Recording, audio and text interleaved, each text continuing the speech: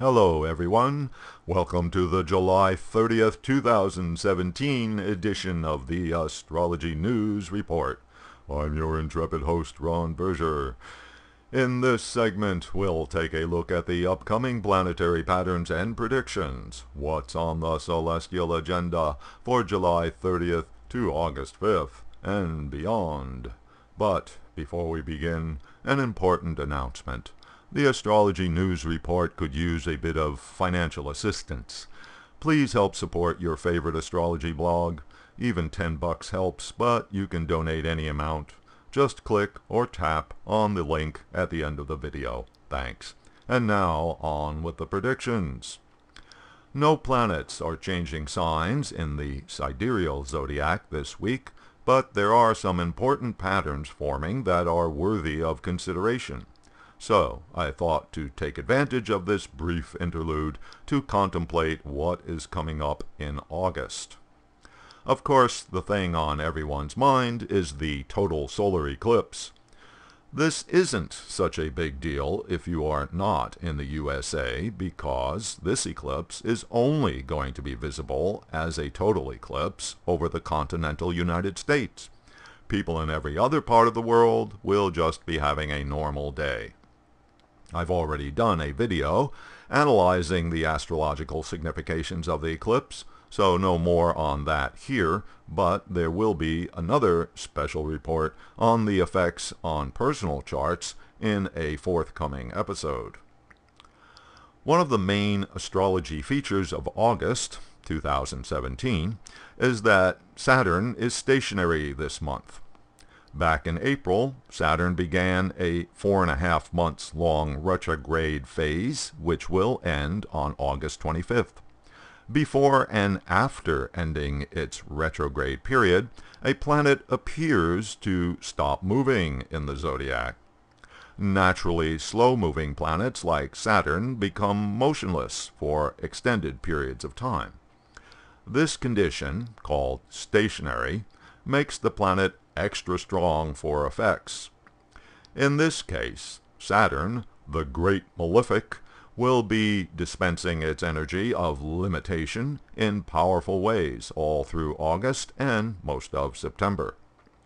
Saturn, the planet of structure, is not moving, which is not good for making progress. As the planet of restriction, it becomes more restrictive. Saturn, the planet of delay, will be delaying things further.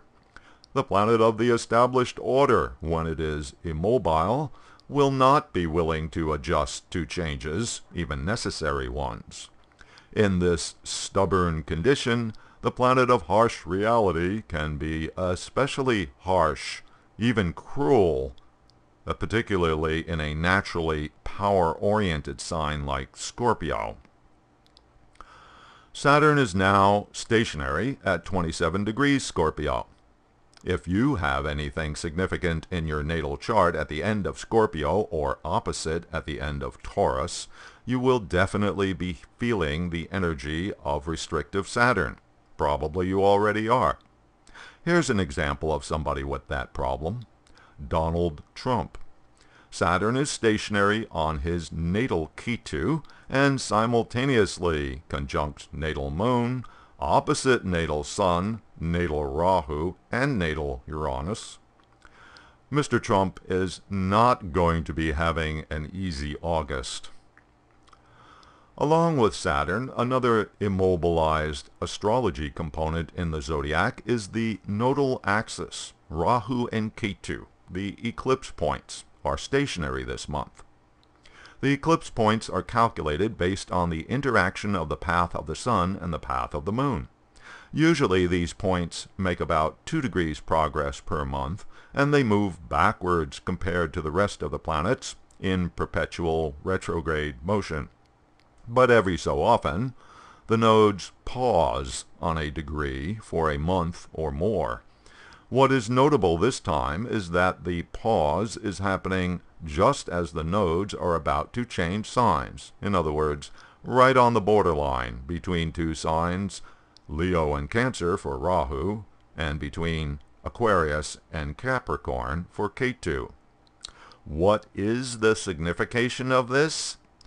The nodes are general indicators of change and transformation. When the nodes change signs, changes become manifest. But now we have the nodes on pause. The energy is one of anticipation. When they do get moving in September, which will be after the August eclipse, changes will likely come swiftly.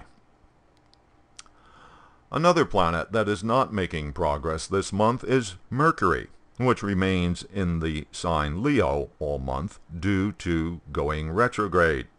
Mercury will begin a retrograde period starting on August 12th. There's a technique in Vedic astrology called dispositorship, which basically means that a planet's strength gets determined by the condition of the planet that rules the sign that the first planet is in. Something notable about August is that the two main benefic planets, Jupiter and Venus, are both in signs ruled by Mercury. Thus, Mercury becomes the decider for Venus and Jupiter's energy in August. But due to its retrograde condition, this crucial dispositor planet, Mercury, is in a decidedly undependable energy state. So, Mercury's problems will extend to Venus and Jupiter, adding more uncertainty to an already problematic month. Speaking of dispositors, there's another planet in this situation during August, which is Mars. Uranus, planet of disruption, is in Mars's sign Aries, and simultaneously Saturn, planet of harsh realities, is in Mars's other sign, Scorpio. Thus, the energy of these two natural malefic planets is being transferred to Mars, which is itself a natural malefic. Since July 11th, Mars has been in Cancer, its sign of debilitation.